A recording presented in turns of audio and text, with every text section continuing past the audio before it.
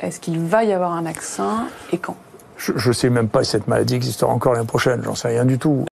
On y arrive, les premiers vaccins contre le Covid-19. Un vaccin efficace à 90%, ce qui serait un taux extraordinaire. 90% d'efficacité. Après Pfizer, après les Russes de Gamaleya, ce sont à nouveau des Américains. Moderna.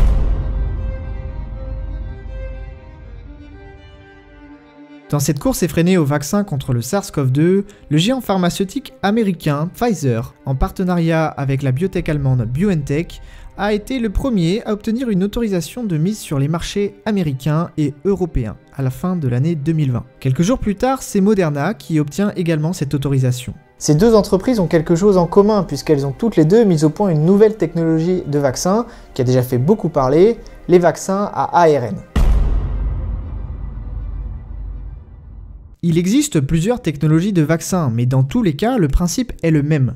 Introduire des éléments étrangers dans le corps pour déclencher une réaction immunitaire et une mémoire immunitaire spécifique du virus.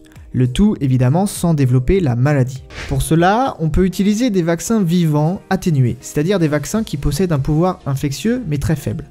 On peut également utiliser des vaccins inactivés qui cette fois sont totalement inactifs, mais auxquels il faut généralement ajouter des adjuvants pour booster la réponse immunitaire. Une troisième stratégie est l'utilisation de protéines recombinantes, c'est-à-dire des protéines du virus qui sont produites en laboratoire. Ces types de vaccins qui sont utilisés depuis longtemps sont efficaces et ils ont chacun leurs avantages et leurs inconvénients. Mais dans tous les cas, ils sont longs à concevoir et à produire. Il existe aujourd'hui une nouvelle alternative.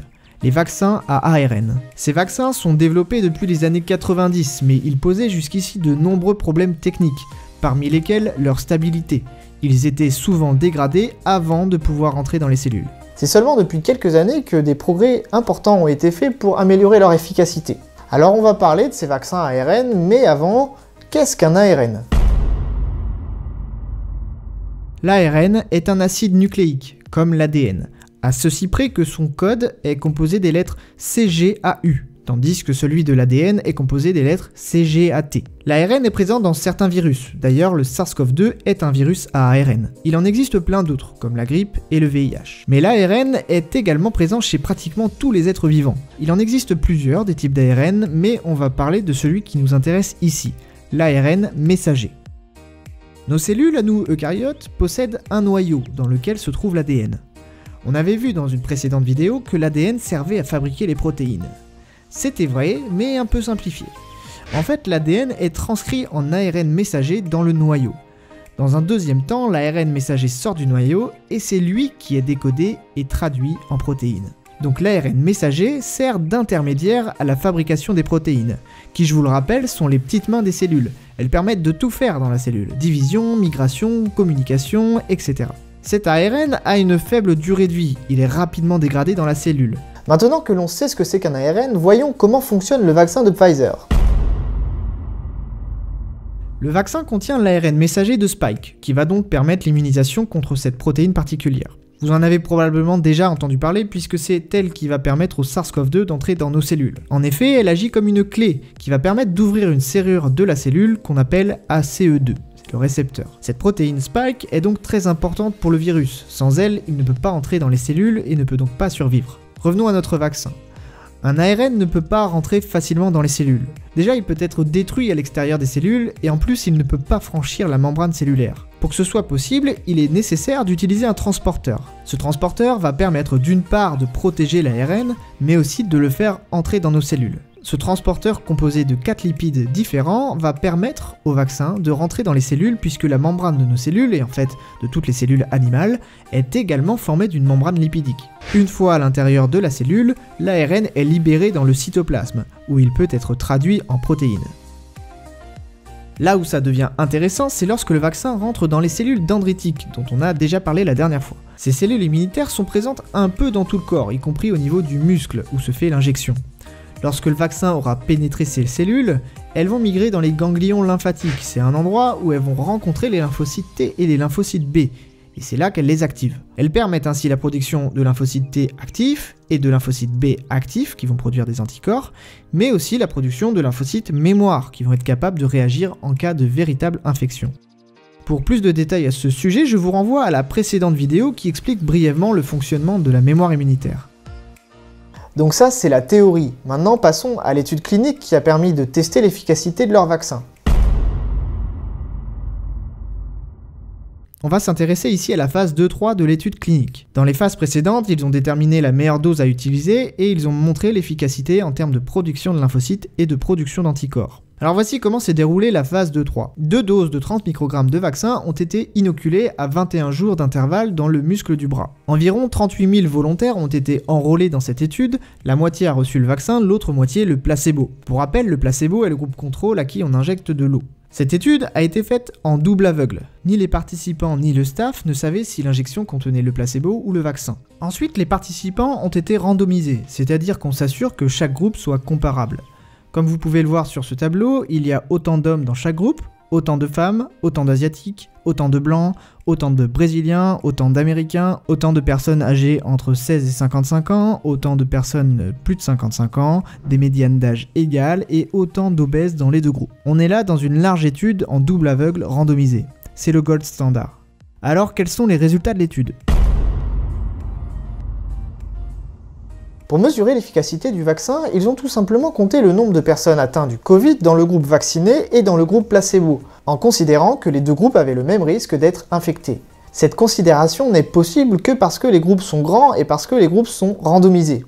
Voici ici le graphique qui représente le nombre de cas Covid en fonction du temps après la première dose de vaccination dans les groupes vaccinés et placebo. Comme vous pouvez le voir, le nombre de cas Covid dans le groupe placebo augmente régulièrement en fonction du temps, et de façon beaucoup plus importante que dans le groupe vacciné. Ça nous donne une efficacité de 95%. Ce qui est intéressant, c'est que les deux courbes se séparent à environ 12 jours, ce qui suggère une efficacité déjà avant la deuxième dose. L'efficacité a aussi été calculée en fonction de l'âge, du sexe, de la nationalité.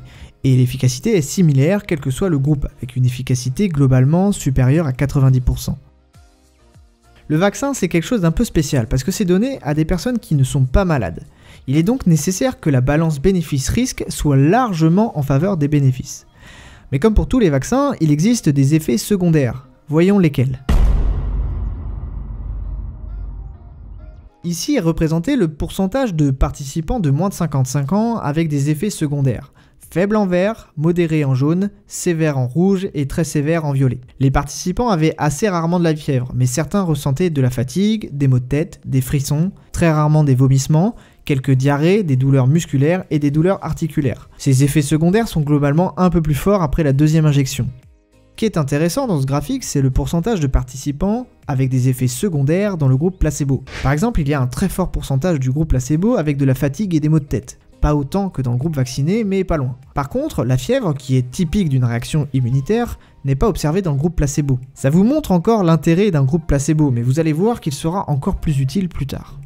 Ici, c'est le même graphique pour les participants de plus de 55 ans. Les effets secondaires sont un petit peu plus faibles, c'est aussi assez classique car les personnes âgées ont un système immunitaire qui répond moins. Il y a eu aussi des effets secondaires plus graves. En particulier, 64 personnes du groupe vacciné ont développé une lymphadénopathie, c'est-à-dire un gonflement des ganglions lymphatiques, alors que seulement 6 l'avaient développé dans le groupe placebo, effet qui a duré en moyenne 10 jours. Il y a eu aussi des décès dans cette étude, 2 dans le groupe vacciné et 4 dans le groupe placebo. Aucune mort n'est liée au vaccin. Vous voyez comme c'est important ce groupe placebo. Ce vaccin de Pfizer est donc efficace avec très peu d'effets secondaires notables à court et moyen terme. Il reste néanmoins des interrogations sur le vaccin. Dans le groupe placebo, il y a eu 9 cas de Covid sévères, contre 1 dans le groupe vacciné. Mais en pourcentage du nombre de cas de Covid, c'est similaire. En fait, il y a eu trop peu de cas de Covid dans le groupe vacciné pour pouvoir vraiment comparer les deux. Alors il y a eu pas mal de débats autour de cette question de contagiosité. Il faut bien comprendre que si on est vacciné, on a une baisse de la charge virale et on a une baisse du temps pendant lequel on est infecté. Dès lors que la charge virale est plus faible et qu'on l'a moins longtemps, automatiquement on est moins contagieux. Ou alors pendant moins longtemps. Ça veut pas effectivement dire qu'on n'est plus du tout contagieux, mais on l'est forcément beaucoup moins. Mais il est vrai que ça n'a pas été testé spécifiquement dans le cadre de ce vaccin Covid par Pfizer. Mais réellement, il n'y a pas vraiment de raison d'en douter. Dans ma précédente vidéo, on avait vu qu'il était très difficile de prévoir la durée de l'immunité naturelle. C'est la même chose pour la vaccination. Ce qu'on sait néanmoins, c'est que la quantité d'anticorps qui est produite en réponse au vaccin est légèrement supérieure à celle qu'on a de façon naturelle, ce qui suggère qu'on aura au moins un temps d'immunité égal ou supérieur à l'immunité naturelle. La durée de l'immunisation dépend aussi des mutations que va acquérir le virus. Le taux de mutation du coronavirus est 2 fois inférieur à celui de la grippe, pour lequel on vaccine chaque année. Il est donc possible qu'il soit nécessaire également de revacciner peut-être tous les ans ou tous les 2 ans, ou tous les 3 ans, en fait j'en sais rien du tout. Alors pourquoi ces mutations, elles sont importantes? Vous savez qu'à chaque fois que le virus va se répliquer, il va faire des erreurs qui vont générer des mutations, ce qui fait que le virus change. Pour qu'une mutation rende le vaccin moins efficace, il faut que cette mutation change la forme de la protéine spike. En effet, les anticorps reconnaissent une forme protéique. Si elle change de forme, les anticorps peuvent soit la reconnaître moins bien, soit plus du tout. Pfizer a montré dans une étude du 29 janvier que les anticorps de personnes vaccinées étaient quasiment aussi efficaces contre le variant anglais. Mais encore une fois, il n'y a pas que les anticorps dans la vie. Il y a aussi les lymphocytes T qui servent à éliminer les virus et dont certains ciblent Spike. Le mode de reconnaissance des lymphocytes T n'implique pas une forme protéique, mais une séquence de différents peptides. Ces lymphocytes T sont donc probablement moins sensibles à l'apparition de mutations. Et puis je vous l'ai dit, les vaccins ARN sont rapides à faire. Pfizer a annoncé un délai de seulement 6 semaines pour produire de nouveaux vaccins si le SARS-CoV-2 venait à muter de façon trop importante. Le Covid a aujourd'hui tué plus de 2 millions de personnes dans le monde, et des millions de personnes ont des séquelles plus ou moins graves. L'arrivée des vaccins est notre seul espoir pour contrer cette épidémie hors de contrôle et qui semble encore aujourd'hui s'accélérer. De par sa vitesse de production et sa sécurité, la technologie à ARN, mise au point depuis 30 ans, arrive à point nommé. Il reste néanmoins un certain nombre d'interrogations, notamment sur la durée de l'immunité qui sera conférée par les vaccins. À l'heure où je tourne cette vidéo, il y a 1,5 million de personnes qui ont été vaccinées en France pour une première dose. Et le Premier ministre a annoncé que la vaccination serait possible pour tout le monde d'ici à l'été 2021, même si on peut en douter. Voilà, la vidéo touche à sa fin. C'est un sujet qui est assez tendu évidemment, j'ai essayé de rester le plus neutre possible. Je pense que vous avez quand même compris un peu mon opinion sur les vaccins. Il y a pas mal de points que j'ai pas abordés pour pas que ce soit trop compliqué, pas trop long. J'espère que ça vous a intéressé. N'hésitez surtout pas à poser des questions, qu'elles soient simples ou complexes, dans les commentaires. Et puis n'hésitez pas à vous abonner à la chaîne.